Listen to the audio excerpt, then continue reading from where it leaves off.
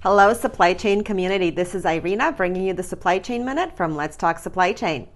This week, I'd like to pick up where we left last week, discussing omni-channel sales and what it means to have a truly omni-channel supply chain.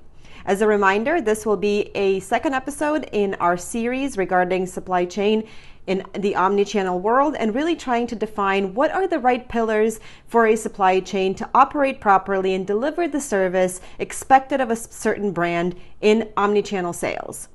By definition, omni-channel means that the brand or the product ought to be available in all available channels of sale. So that in our environment would mean e-commerce, brick and mortar.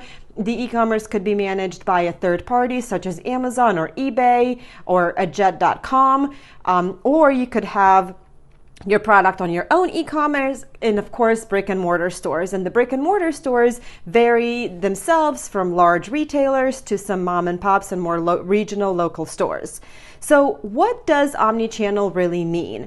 From a supply chain perspective, what it means is that the supply chain is expected to deliver a certain level of service to the brand's direct consumers and customers, as well as be able to maintain that same level of service when it expands its services outside of its immediate network outreach. So if we set an SLA standard with our own 3PL for our own e-commerce orders to be delivered, or the turnaround time to be within 1 business day with delivery within 3 business days, do we also want to extend that service and that guarantee when a consumer purchases the product from a different source?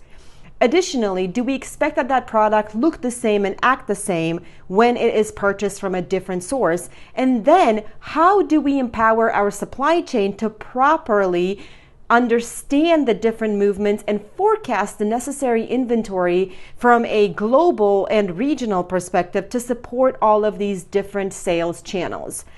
In my opinion, brands lose a lot when they try to be in an omni-channel supply chain and an omni-channel sales model, because they lose a lot of control and definitely the momentum and the connectivity with their consumers.